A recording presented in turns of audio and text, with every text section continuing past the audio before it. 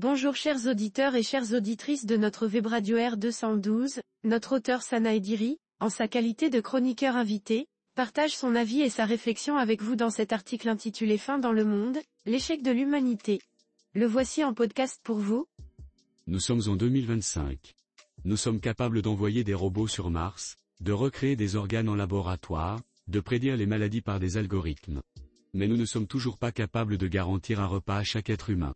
Dans ce contraste vertigineux, un constat s'impose avec une brutalité insoutenable, l'humanité a échoué. Sana Ediri ouvre sa réflexion de manière percutante, en posant d'emblée une contradiction insoutenable entre le progrès scientifique et l'abandon humain ainsi.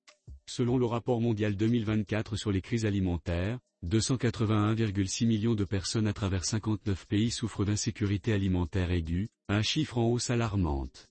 Parmi elles, 1,9 million sont confrontés à des conditions qualifiées de catastrophiques, proches de la famine, selon les classifications de l'IPC, cadre intégré de classification de la sécurité alimentaire.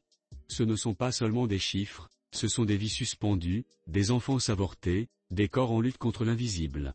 La chroniqueuse poursuit en apportant des données concrètes et bouleversantes, soulignant le poids humain derrière les statistiques. La faim aujourd'hui est multiforme, elle touche les zones de guerre, les régions climatiquement fragiles, les territoires abandonnés par les politiques publiques. Elle est provoquée par des conflits, aggravée par les dérèglements climatiques, et consolidée par l'indifférence internationale. Elle est surtout le symptôme d'un monde profondément déséquilibré, où la surabondance côtoie l'effondrement. Elle approfondit sa réflexion sur les racines structurelles du fléau, en décryptant les causes systémiques de cette tragédie mondiale. À Gaza, en 2024 et 2025, la situation humanitaire s'est dégradée jusqu'à l'intolérable. Le blocus, les bombardements, et l'interdiction de l'aide humanitaire ont engendré une crise de famine inédite. Selon le dernier rapport d'Integrated Food Security Phase Classification, IPC, plus d'1 million de Gazaouis vivent en insécurité alimentaire sévère. Des familles survivent avec moins d'un repas par jour, des enfants meurent de malnutrition dans un territoire où l'accès à l'eau, à la nourriture et aux soins est méthodiquement bloqué.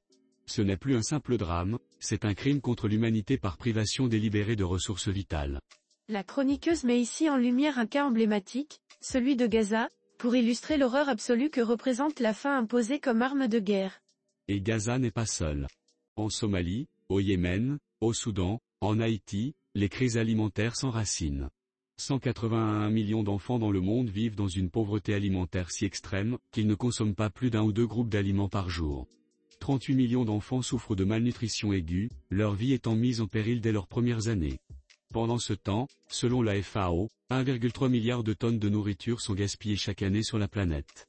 Sana Ediri élargit son propos en dressant un panorama mondial de la faim, insistant sur l'ampleur du contraste entre abondance et pénurie. Nous avons longtemps parlé de tiers-monde, de retard de développement, de pays en voie de modernisation. Mais aujourd'hui, il faut appeler les choses par leur nom, ce n'est pas le manque de ressources qui tue, c'est l'injustice. Ce n'est pas la fatalité, mais l'égoïsme global. Le problème de la faim n'est plus celui de la quantité, mais celui de la répartition, de la volonté politique, de l'attention morale. L'invité prend ici un tournant éthique et politique, dénonçant les vraies responsabilités, non pas le hasard, mais l'inégalité organisée. Il faut aussi interroger le silence. Pourquoi en parler aujourd'hui ? Parce que l'habitude tue l'indignation. Parce que les images de corps affamés ne choquent plus, et que les conflits lointains sont perçus comme inévitables. Parce que le mot famine s'est vidé de son sens dans un monde saturé d'informations, où chaque tragédie chasse l'autre. Or, en 2025, le fait que des enfants meurent encore de faim, sciemment ou par négligence, devrait être une honte collective. La chroniqueuse pousse plus loin la réflexion en interrogeant notre rapport à l'information et à l'indifférence. Le silence complice est devenu un acteur central de cette tragédie. Depuis mon plus jeune âge, j'entends parler de ces souffrances. Des famines du Sahel, des sièges de villes oubliées, des enfants au ventre gonflé par la misère. Des décennies plus tard, je regarde les chiffres, et je vois que peu de choses ont changé. En vérité, je ne sais plus si j'ai l'espoir que cela s'améliore. Car tout ce qui semblait inimaginable devient acceptable, puis normal. Sana Ediri livre ici un témoignage personnel, teinté d'amertume, pour montrer combien la normalisation du drame rend toute action plus difficile. Ce n'est pas seulement un échec de l'humanité. C'est l'échec de l'humain, en chacun de nous. Celui qui détourne les yeux. Celui qui accepte que des populations soient affamées pour des enjeux géopolitiques. Celui qui s'habitue à l'inacceptable. L'humain, non comme espèce, mais comme conscience. Et c'est cela le plus terrible, nous avons appris à vivre dans un monde où la technologie a surpassé l'éthique, et où la survie de millions dépend d'une volonté politique qui n'arrive jamais à temps. L'invité met l'accent sur la responsabilité individuelle et collective, c'est moins l'humanité en tant qu'ensemble qui est mise en cause, que chaque conscience humaine. Mais tant qu'il reste des voix pour dire non, des mots pour dénoncer, des lignes pour réveiller, alors il reste encore un peu de ce feu fragile qu'on appelle humanité. Et si un jour, nos enfants nous demandent ce que nous avons fait pendant que d'autres mouraient de faim, il ne faudra pas répondre avec des chiffres, mais avec le poids de notre silence, ou de notre courage. La chroniqueuse conclut son article sur une note d'espoir mêlée d'exigence morale, en appelant à un sursaut de courage et de dignité face à l'indifférence généralisée.